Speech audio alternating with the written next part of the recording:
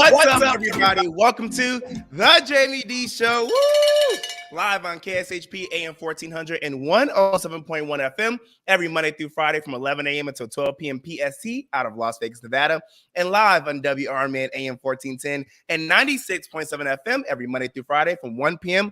until 2 p.m. CST out of the Elgin in the Chicago land area. Y'all, it is Friday Eve. Yes.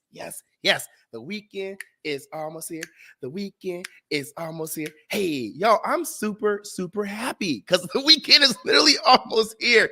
This week has felt so long. I had so many trainings and certificate modules to do. I'm tired. I'm ready for the weekend. I'm ready to get me a little drinky drink. But yes, welcome into the Jaime Dee Show. If you're tuning into your cars right now, thank you so much for not turning that radio dial. If you're listening in on the YouTube, Twitter, Twitch, and Facebook at the Jaime Dee Show, spelled TheJaimeDeeshow, I truly appreciate you all. Seriously, thank you. Thank you for not giving up on the kid. Thank you for loving on the kid. And thank you for being as supportive as you have been. Because if it wasn't for you, I would not be in this position. So thank you. On today's show rundown, we're going to go over some daily news, and then we're going to have a conversation on the American dream. I want to talk to y'all about that because there are so many different definitions of what the American dream is and how can it be achieved and so on. And I want to actually dive deep into what we think about the American dream here at the Jaime Dee Show. Shout out to Kara. Shout out to Robin B. Thank you so much for coming into the Jaime Dee Show and actually commenting live in the chat. If you want to call in, call us at 847-931-1410. Again, that's 847-931-1410 to get in on any of the conversations that we're having on today's show. And if you can't call in, remember, you're more than welcome to continue to comment on the many streaming platforms that I'm on, and I will do my best to acknowledge your comments. All right, let's get into some news. So first up, we have, as written by Riverfront Times, 2 hero baristas have been fired by Starbucks after preventing the store where they work at from being robbed. On Sunday, December 17th, 2 men walked into the coffee shop at 212 South Grand Boulevard in St. Louis, carrying what appeared to be guns and telling everyone in the store to get on the ground and give up any valuables they had on them. However, when 37-year-old Joshua No of Potsy struck a patron over the head with his supposed gun, it cracked. This is the robber. Realizing the men were not actually armed, the would-be victims turned the tables on the would-be robbers. 2 of the people who fought back were 2 store employees, Michael Harris and Devin Jones Ransom. An attorney for Harris says that he was struck in the face, leading to a struggle. Quote, Harris complied with the robbers' demands until it was no longer an option for himself or others, end quote, says Ryan Krupp, who represents the former Starbucks worker. Krupp says that after being struck, Harris realized he needed to take action or risk being killed.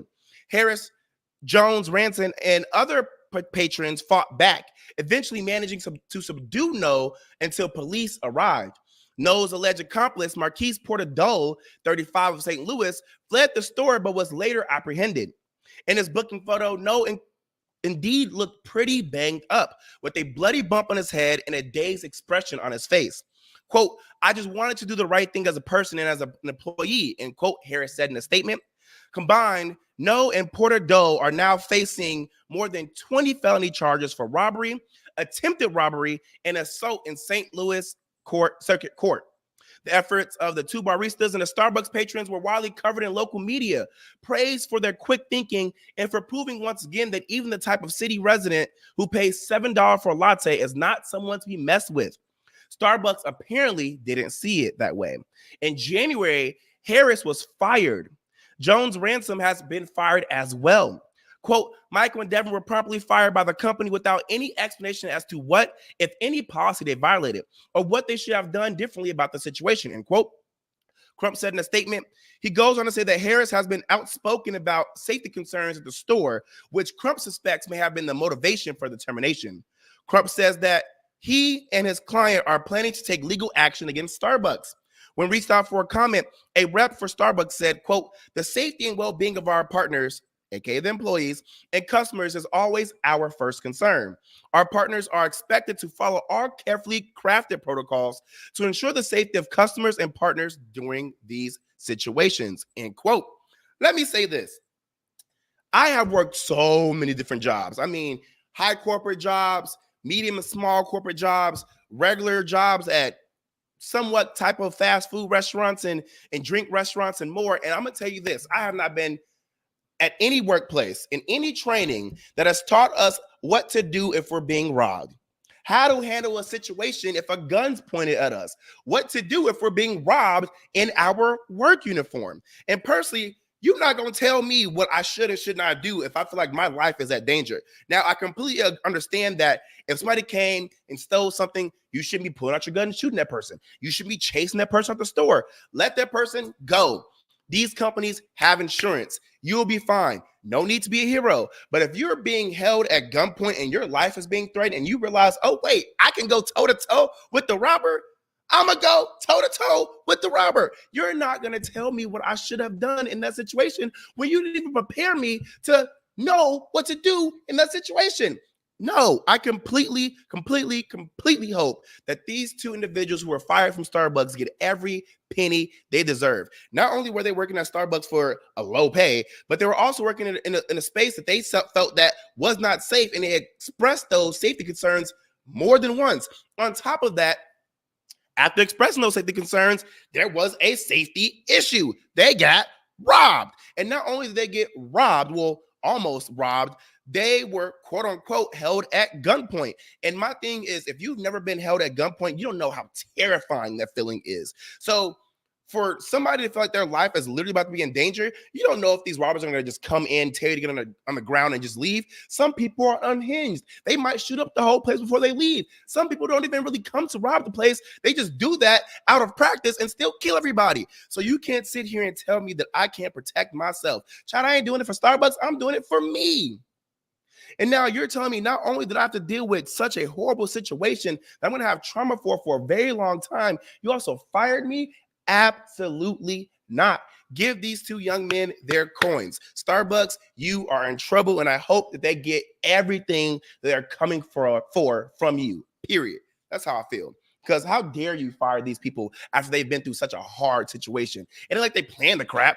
It ain't like they said, oh, yeah, what was me? They got up and protected not only themselves, but your stupid store. Oh, this made me mad. Anyway, y'all, we're going to take a quick break. When we come back, we're going to have some more daily news. So don't go anywhere. This is the Jaime Dee Show, live on KSHP out of Las Vegas and live on WRMN out of the Elgin in the Chicagoland area. I'll be right back.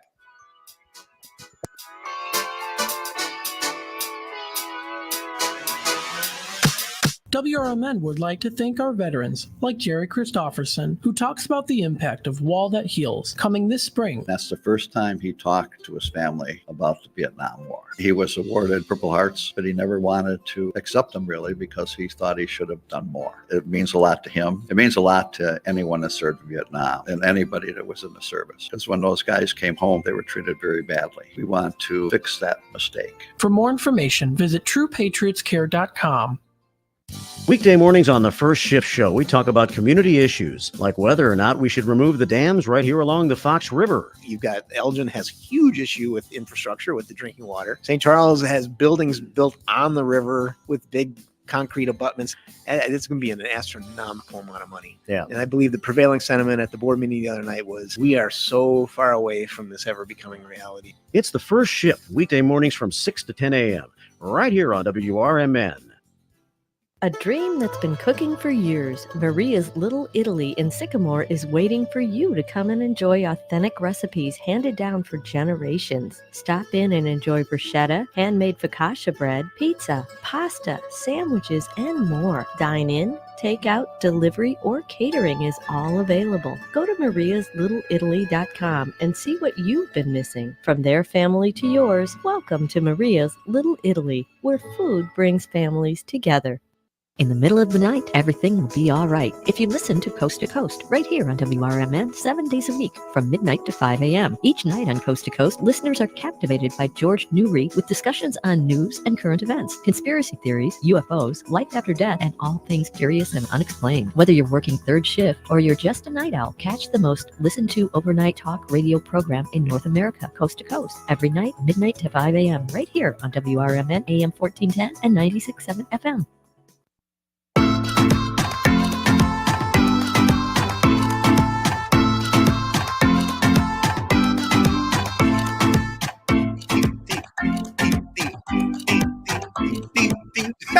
What's up, everybody? Welcome back to the Jaime Dee Show. Woo! Live on KSHP AM 1400 and 107.1 FM every Monday through Friday from 11 a.m. until 12 p.m. PST out of Las Vegas, Nevada, and live on WRMN AM 1410 and 96.7 FM every Monday through Friday from 1 p.m. until 2 p.m. CST out of the Elgin in the Chicagoland area. We're also live on YouTube, Twitter, Twitch, and Facebook at The Jaime Dee Show, spelled TheJaimeDeeshow, a real live radio show. Yes. Welcome back, everybody. For just now tuning in, we're still going over some daily news. And I want to say this again. I appreciate you all for not turning that radio dial and continuing to listen in. For those who are live on the YouTube, Twitter, Twitch, and Facebook right now commenting, I really, really appreciate you. Kara and Robin B say they agree with me. They feel like those Starbucks guys deserve every penny. They almost got really robbed. Jeez. All right. As posted by the Neighborhood Talk, 215 bodies were discovered buried in unmarked graves behind a Mississippi jail. According to Fox 26, families of the deceased were just informed this past December. Per the report, some of the graves were only identified by a number of metal rods. What's crazy is Per the report, some of the graves were only identified by a number or metal rod. What's crazy is that none of this would have been discovered if it wasn't for the investigation into Dexter Wade's death in March of 2023. We previously reported that he was struck by a police officer, and despite having identification on him, a detective only called his family once before taking no further action. Wade was buried without their knowledge. Activist Arthur Silky Slim Reed, working alongside attorney Ben Crump, says the bodies, quote, were placed in shallow graves without embalming, leading to a disturbing stench that attracted scavengers, end quote. The families thought their loved ones were missing. It has been reported that it isn't a race issue because both white and black individuals were buried in the same manner. The families affected are demanding justice. Listen to this news report. In Mississippi, Jackson, Mississippi, to be exact. It's been revealed 215 bodies were buried in unmarked graves behind a state jail in Jackson, of course. Attorney Ben Crump is now calling for an investigation. Families of the dead reportedly had no idea until last month. Some of them, those grave sites were only labeled by a number and a metal rod. Joining us to talk about it, activist Arthur Silky Slim Reed, who also works with Ben Crump. So, Arthur, this started with Dexter Wade's case back in March, right? He was an individual who was hit by a police officer, and his family thought he was simply missing, but he was dead and buried, and no one notified them. Well, the thing about it is that he had identification on him, Isaiah, and the medical examiner gave it to the lead detective, who said he called, didn't get an answer, and they didn't worry about doing anything else. What we're finding, Isaiah, is that Mississippi is Mississippi. It's an ugly Mississippi. And this is sad because now we have 6 other individuals that has been put into this same grave. And if you look at the video from when we first went to that site, buzzards were flying overhead. And we were trying to figure out, why are the buzzards flying overhead? But it's because they're putting them in shallow graves, and the only thing that they're putting them in is a body bag without embalming the bodies. So the stench from the bodies are drawing buzzards there. It's so inhumane for anybody. Wow. Talk about insane. I'm glad to know this isn't a race issue, but darn, do you guys really not care about people even after they pass? Y'all just out here putting people in bags and just throwing them places, burying them places, not even letting families know that their deceased loved ones are deceased and being buried. Jeez. Oh my gosh. Nothing seems to amaze me. And now that I'm in a position where I have to see more news, talk about more news, and understand more news, you just start to realize the world is crazy. People are crazy. Oh my gosh. I wouldn't even know how to respond to know that somebody I thought was alive is actually deceased. And not only are they deceased, and I didn't know they were deceased, they were buried without my knowledge and buried somewhere in a very disrespectful and dishonorable way. Wow. I think that's a lawsuit. And another situation where I will say this: money does not solve anything, but it can help out a little bit, okay? And they deserve every penny for that type of disturbance. That's insane. Wow. And the guy saying this is Mississippi, this is how it is. It's crazy because, like, yeah, the South is insane, but so is the Midwest and so is the North. You never know what these people are really doing in their companies, what they're doing behind closed doors, and more. It's just tragic. According to NBC5 Chicago, as Chicago sports fans encounter a great deal of uncertainty regarding the future home of two of their teams, renderings for a proposed Riverside Stadium in Chicago's the 78 and the South Loop has been released. Originally reported exclusively from WGMN's Taman Bradley, the renderings from Related Midwest offer a first glimpse into a wow, y'all, what's going on? Into what a potential White Sox home away from 35th Street would look like. Included is the Project Impact. The stadium is expected to benefit for the city of Chicago.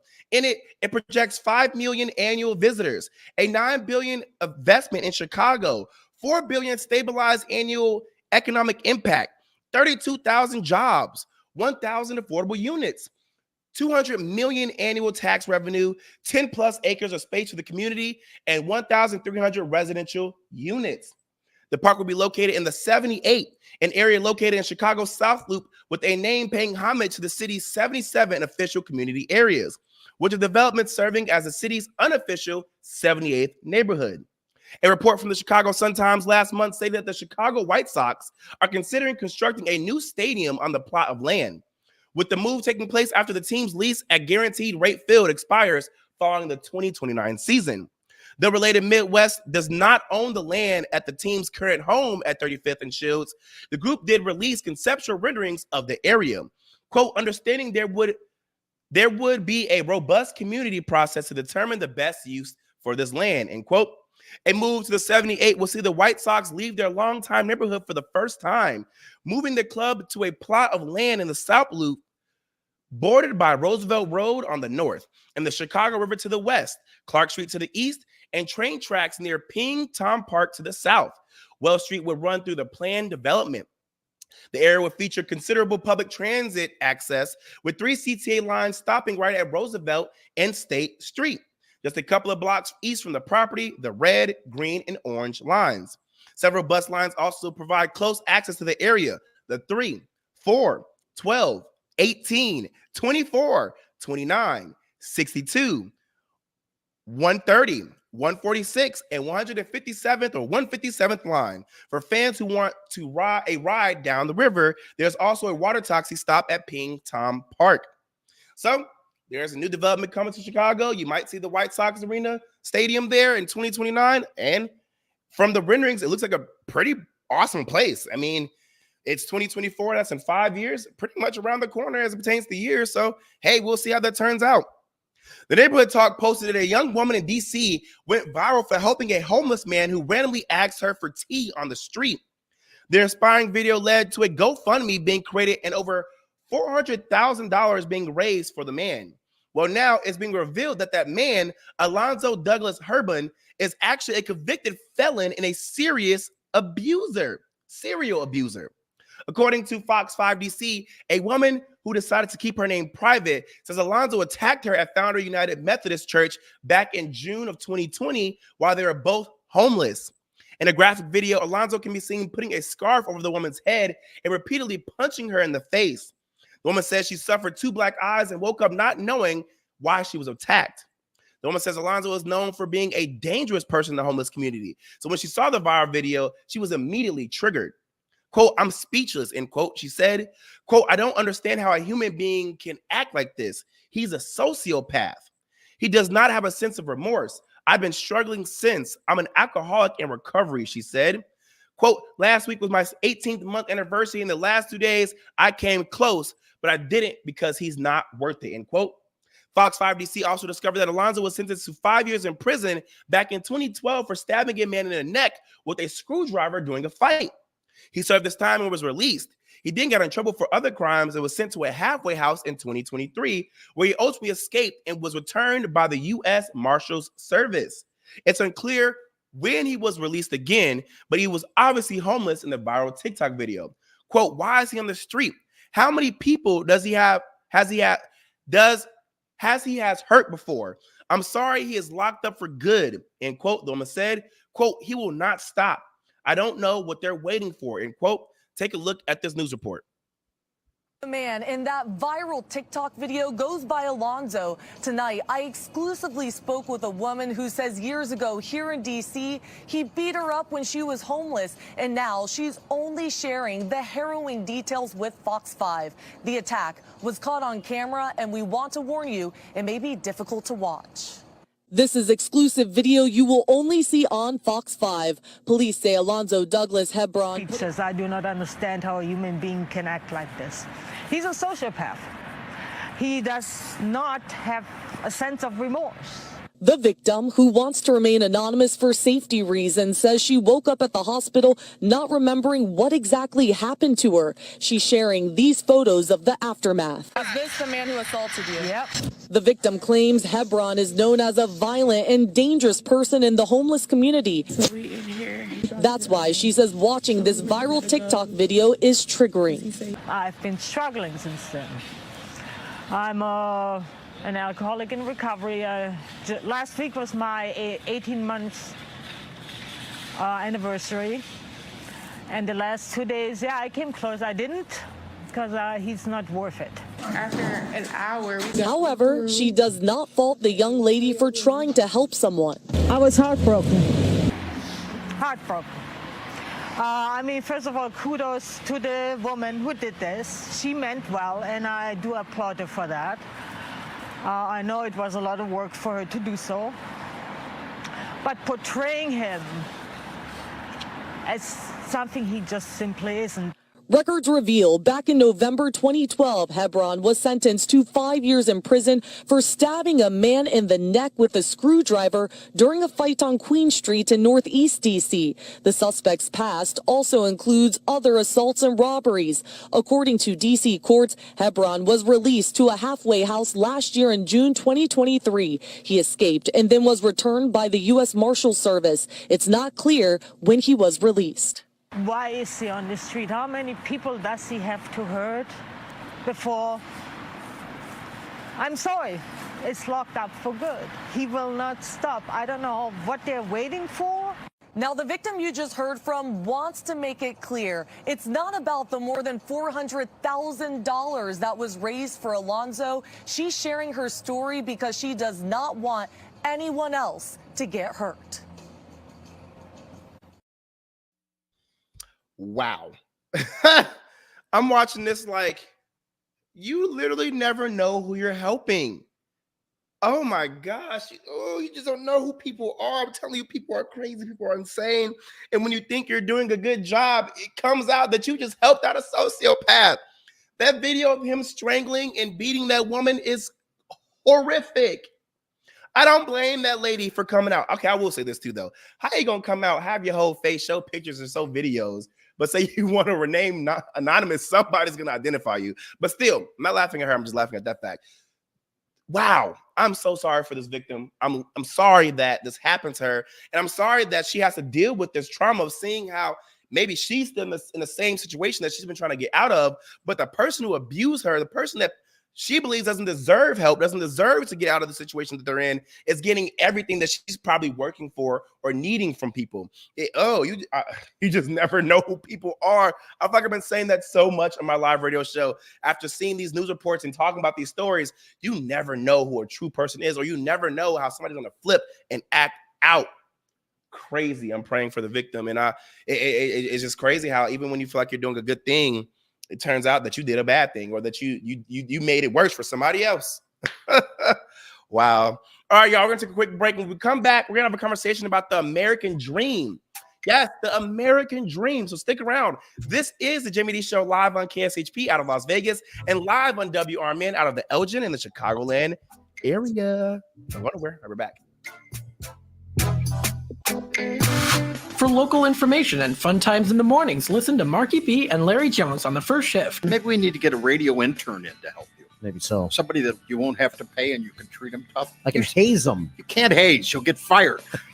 Remember that guy from Northwestern? Yeah. Gone. Did he really do it? You don't have to really do it. If somebody says you did, Yeah. good enough. Maybe I'm going to accuse you of hazing me. I don't have to prove it. It's the first shift, weekdays from 6 to 10 a.m. right here on WRMN. A dream that's been cooking for years, Maria's Little Italy in Sycamore is waiting for you to come and enjoy authentic recipes handed down for generations. Stop in and enjoy bruschetta, handmade focaccia bread, pizza, pasta, sandwiches, and more. Dine in, take out, delivery, or catering is all available. Go to mariaslittle.italy.com and see what you've been missing. From their family to yours, welcome to Maria's Little Italy, where food brings families together. Samsung putting AI front and center. The company held its Galaxy Unpacked event to unveil the S24 lineup. The phones feature AI photo editing tools that let you remove, resize, and replace objects, plus translation tools, and a handy feature that lets you circle anything on your screen to search Google. Base models start at $800. The Ultra is $1,300. More tech news, tips, and your questions on Rich on Tech. Every Saturday and Sunday from noon to 4 right here on WRMN.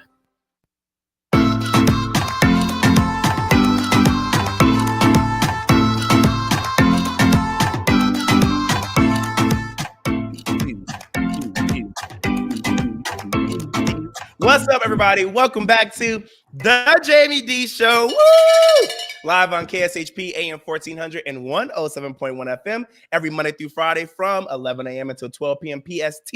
And that's live out of Las Vegas. We're also live on WRMN AM 1410 and 96.7 FM every Monday through Friday from 1 p.m. until 2 p.m. CST. And that's live out of the Elgin and Chicagoland area. Oh, yeah. Welcome, welcome, welcome. Hey, if you're just now tuning in, we went over some daily news, and now we're going to have a conversation about the American dream.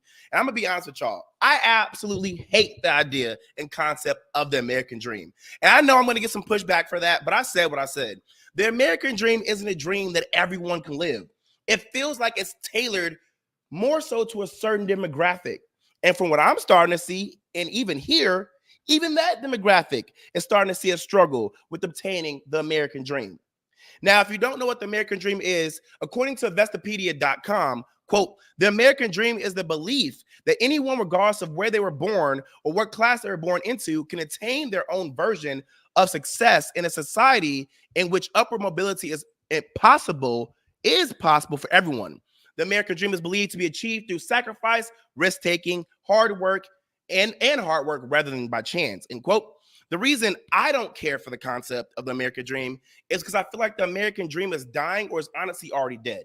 You know how hard people are really out here trying every darn day to be the best of the best by using all of their ability, sacrificing day in and day out, risking it all and still ending up with nothing, not being able to afford proper health care, not being able to take breaks and go on vacations, not being able to afford luxury like other people, and are even having to penny pinch just to get by.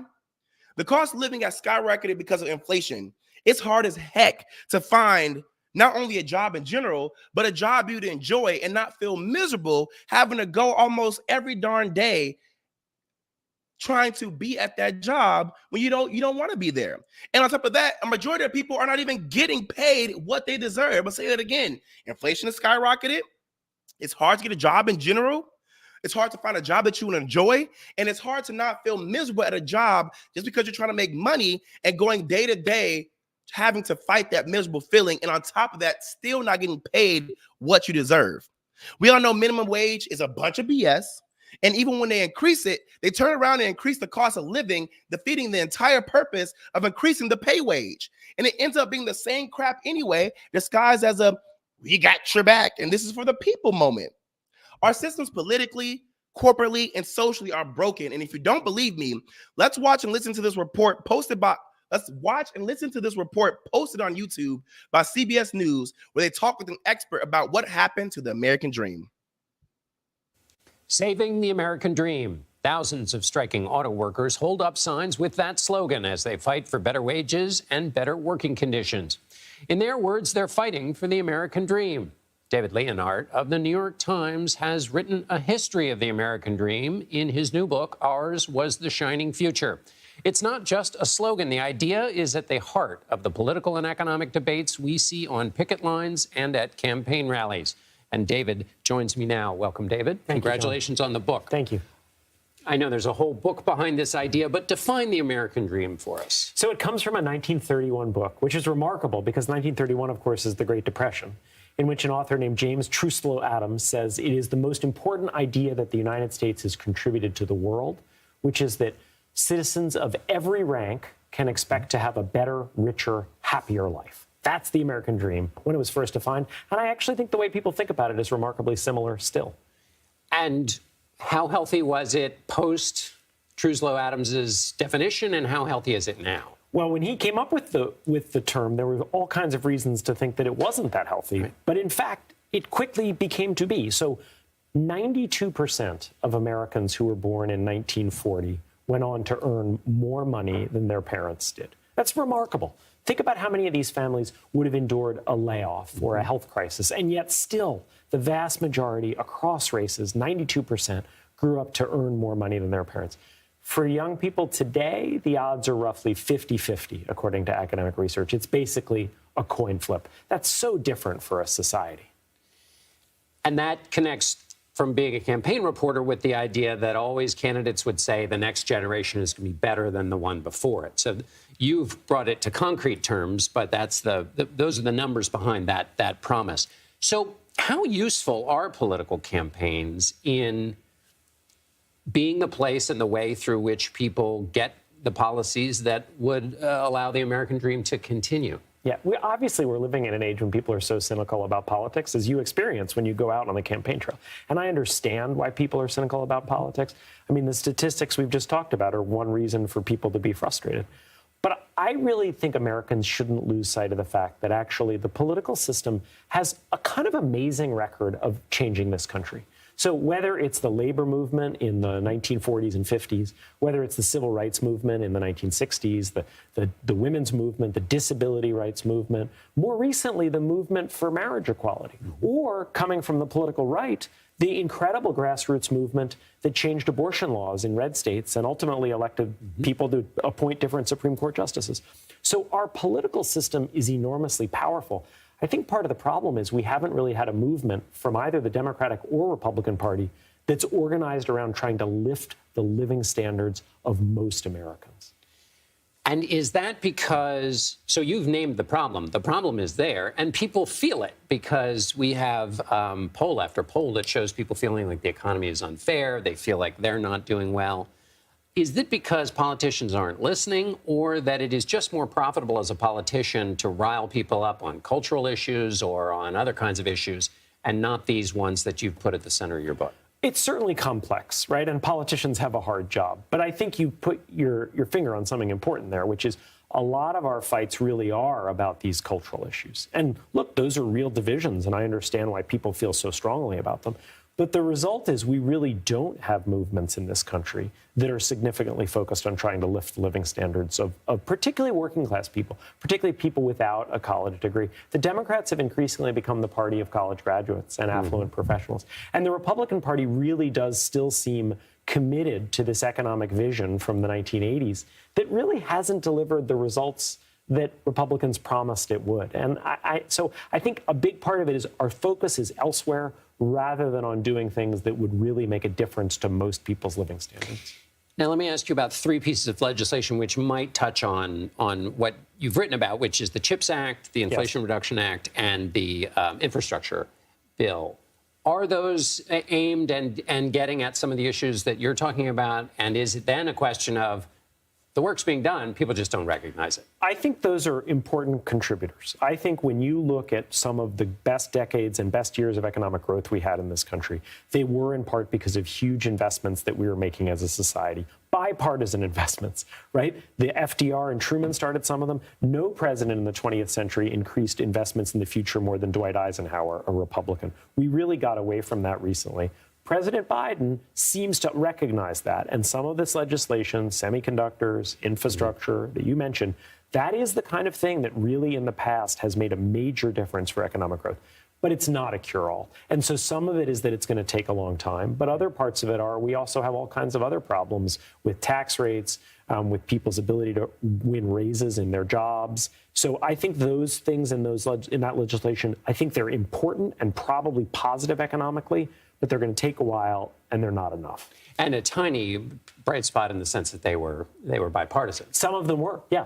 The Infrastructure Bill and the CHIPS Act. Finally, and quickly, where do you see the opportunities for the possibilities of mass movement? And I mean, do you see it in the labor movements that in the labor strikes? And in the presidential campaign, is there a way that voters can take their campaign back, as Bill Clinton used to say, instead of letting it be about whatever the politicians want it to be about? Look, labor unions are vital. Historically, there's nothing that gives people raises the way labor unions can. Labor unions are also flawed. I've been in a labor union. I had my frustrations with it. But here's the way to think about it. Corporations are also flawed. And if you have flawed corporations that aren't being balanced by flawed unions, you end up with a highly unequal economy. So I think it's really interesting that more Americans are expressing interest in joining a union. Ultimately, though, I think a revitalization of organized labor in this country is going to take law changes. It's still too easy for companies that don't want their workers to join unions to do things that make it impossible for their workers to join unions. David Leonard, thanks so much for being with us. I really hope that you guys enjoyed that video by CBS News, because I feel it's very important to have listened and actually learned about the things that that expert was saying. I think the two best parts about the entire video, in my opinion, is that they discussed the fact that times have changed. I need to say this again.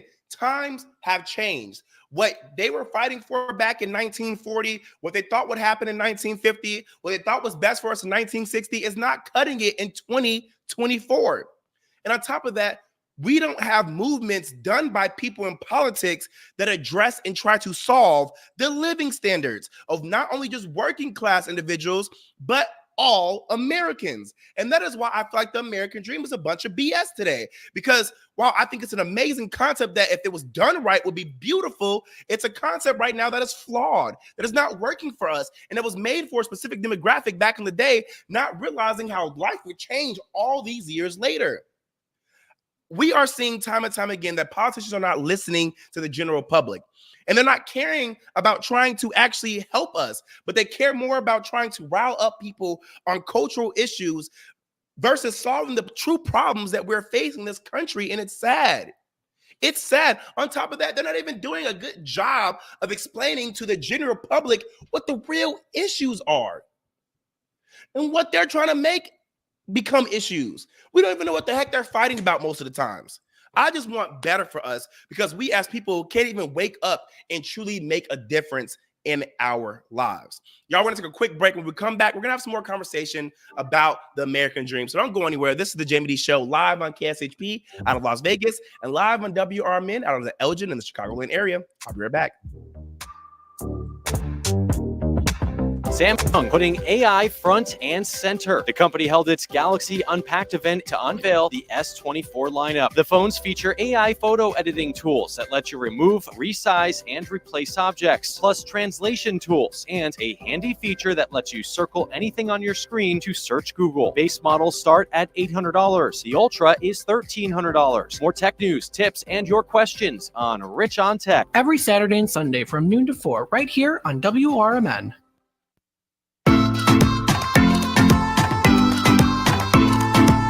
What's up, everybody? Welcome back to the Jaime Dee Show. Woo! Live on KSHP AM 1400 and 107.1 FM every Monday through Friday from 11 a.m. until 12 p.m. PST out of Las Vegas, Nevada, and live on WRMN AM 1410 and 96.7 FM every Monday through Friday from 1 p.m. until 2 p.m. CST out of the Elgin in the Chicagoland area. I want to remind everybody that this is live radio, and radio is still alive and well. If you want to promote your business, products, services, music, podcasts, and more, hit us up at info@jaimedee.com. That's info@JAIMEDEE.com. I promise you, we can get you the exact exposure and clientele you want and need. So hit us up. We'd love to work with you. All right, if you're just now tuning in, I already went over some daily news, and now we're having a social topic about the American dream. We left off by saying that the American dream is flawed, and we all know it. We all know it. You have people out here thinking that the only reason other people aren't successful and happy is because they aren't applying themselves and trying hard enough, and that is just not true. Because the American dream says if you just apply yourself and you take some risk and you just do it, it can happen for you. What we see now more than ever that it's not working for people. The job market is trash. Companies aren't paying enough. The cost of living is way too darn high. People are paying $3,000 for a one-bedroom apartment. Paying for necessities like healthcare is becoming more and more challenging. Work-life balance isn't even a real thing because companies don't care, and more. On top of that, you have people on social media selling a darn dream, making it seem like they're so rich, well off, and happy, when in all reality, these people are liars and scammers. These people get on the app and make entrepreneurship and being a creative who becomes famous look like a fairy tale. They make it seem like it's so easy, so freeing, and extremely profitable, knowing darn well half of these entrepreneurs and creatives are not making any money. They are struggling just like everybody else. They have absolutely no work-life balance. They had to put money in to get money out. And once the hype dies down on whatever it is they're doing or selling, they have to hop on the next trend just to keep up.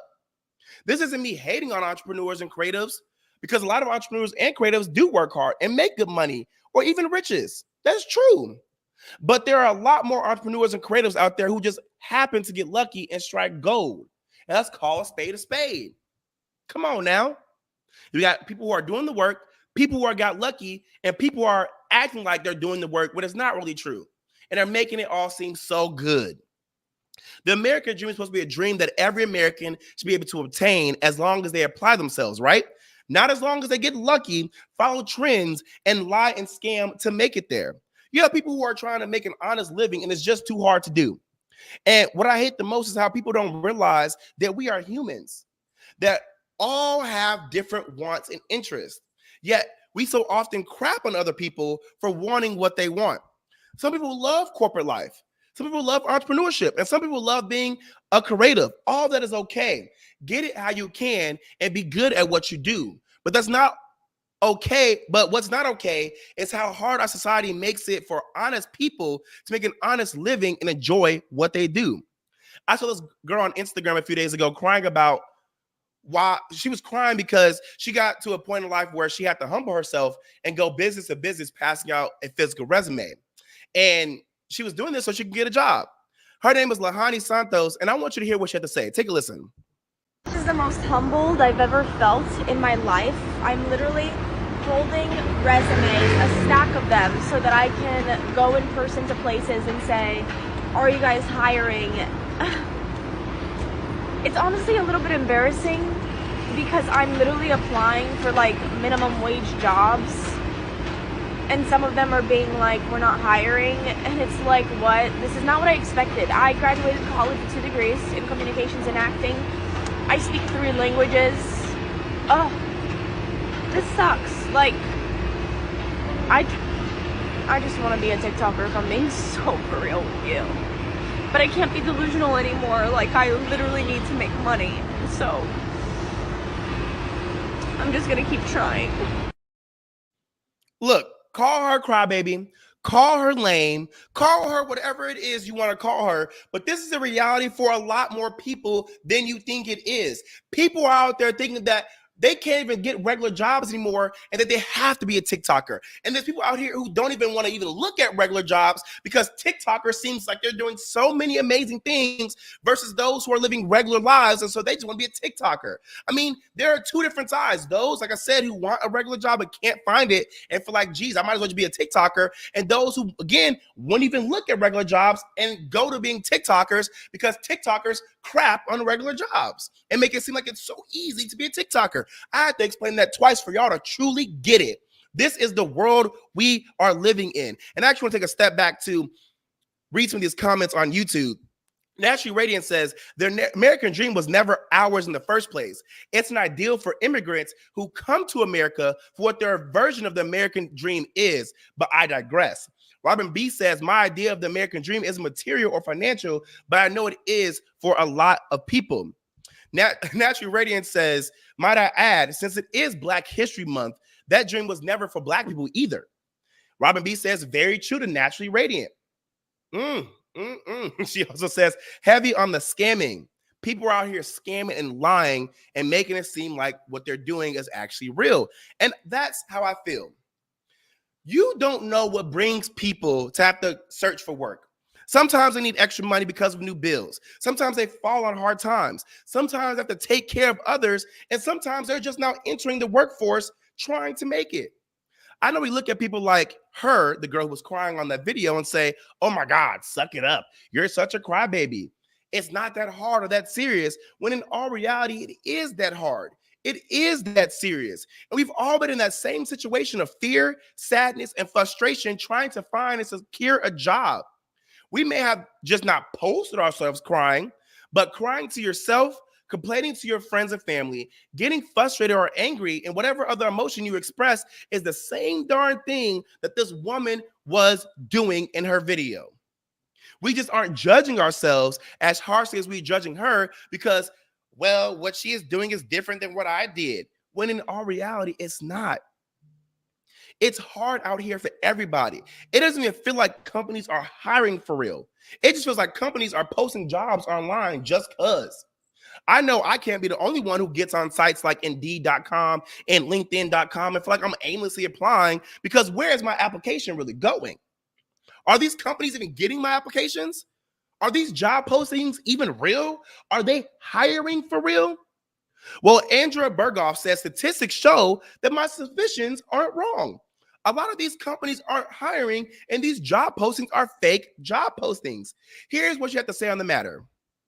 Why are all of these places hiring, but won't hire? Well over 3,000 jobs. That is the lowball estimate of how many jobs in total I've applied to since I graduated college in the winter of 2021. Statistically, job openings on the market are at an all-time high. Why does it feel like it's absolutely impossible to get a job right now? Well, I'm about to tell you why. In fact, it's so hard for Gen Z and millennials to get a job nowadays that even when I did finally get a job, after 8-9 months of applying, I continued to apply to jobs because I knew that's literally how hard it is to get a job. And if something happened at that job, it could be another 2 or 3 years before I found another one. In fact, I got laid off this week from one of my 3 current jobs for budgeting reasons, and I haven't even bothered to start the applying process again because it just feels so pointless. And people like this who are selling coaching services might try and convince you that your approach is the issue. Unfortunately, it usually has nothing to do with you, which makes you feel even more helpless. Like when I finally managed to find jobs that were actually doing interviews, I would make it to the end round of candidates for those interviews. But the issue is right in front of you. When you open up your LinkedIn and you look at all your job applications, what do you see right away? Only one of them says that it was even viewed. And most of them just all go completely unviewed and untouched. And that's because most of these jobs aren't actually real. And I can confirm this now as someone who worked within a company and whose friend worked within a very large company we'll call saline forces. One day I noticed they had hundreds and hundreds of jobs listed on LinkedIn, and I was like, oh, I should apply and come work with you. It would be fun. And he said, none of those jobs are probably real. We just keep posting the same jobs over and over again, and most of them aren't even real, so that it looks like we're constantly growing and doing well. And most companies do this. Even one of the companies I worked for did this. They're referred to as ghost jobs, but there's no way of knowing at first glance which ones are real and which ones are fake, so they all go into counting to these numbers. That allegedly the job market has 1.4 positions posted for every person looking.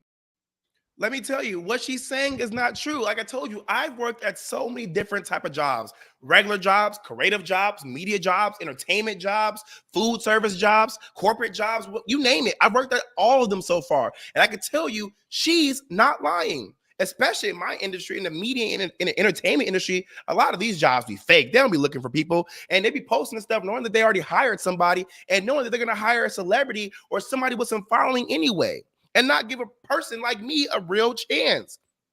And like I said, to know what Andrea is saying is true is insane to me. I've done my own research. I know this is true. It's just so insane how so many parts of the American dream are smoke and mirrors. Politicians lie, companies lie, darn it, people lie. It's like you can't believe anything you see, hear, smell, or taste nowadays. This is how I feel most days, because what are we doing? Take a look. It was all a lie. Guys, it was all a lie. She lied. That's how I feel.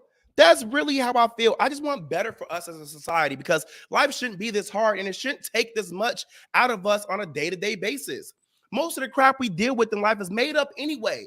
Literally, humans made all this crap up. We made up the concept of money, statuses, racism, cost of living, job structure, jobs in general, and more. Like, how do we make all this crap up and then make it hard for ourselves to even enjoy the crap that we made up? It doesn't even make sense to me. Then we get mad at people for not wanting to indulge in the crap we made up. Like, the stuff we made up was supposed to be of interest to everyone. It was supposed to apply for everyone. I laugh when I think about how judgmental people get when I talk to them about the career interests I do and don't have. Like, what I'm doing isn't me actually working and doing something. like what I'm doing isn't good enough. Like what I do is not normal. Like entertaining people on a day-to-day basis and the preparation and work that goes behind this isn't doing anything, isn't enough, isn't hard. Like I don't struggle with my job. Like I just wake up, come into work and just speak. Like everything is done for me. And that's crazy to me. I definitely understand that there are jobs out there that are more important to others, but all jobs serve some type of purpose. And that's the point that we forget, that we are all fulfilling a purpose or a need in our communities when we work at our job. And that's more important than anything. So let people try to figure out their American dream and actually help those people without judging them. And remember, times have changed. It's not easy. And just because you did it doesn't mean the next person was able to do it too, or can do it, or isn't trying to do it. Woo, I swear people get on my nerves. I want to remind you guys that I will be at the TGI Fridays in Schaumburg, Illinois tonight from 7:30 p.m. until 9:30 p.m. hosting my Turnt Trivia Night. Again, TGI Fridays in Schaumburg, Illinois from 7:30 p.m. until 9:30 p.m. hosting my Turnt Trivia Night. I want you guys to come out because Turnt Trivia is lit. It really is. And there's always going to be new trivia every week, new questions, and there are prizes that pay for your food and drinks. It's free to attend and it's free to win these prizes. The address is 1695 East Gulf Road, Schaumburg, Illinois, 60173. Again, that's 1695 East Gulf Road, Schaumburg, Illinois, 60173. If you want to come play some Turnt Trivia with me, Jaime Dee, come on out. 7:30 to 9:30 p.m. Like I said, it's free to participate. As well, thank you guys so much for tuning into the Jaime Dee Show. I really appreciate you all. Remember, if you want to live the American dream, help each other out.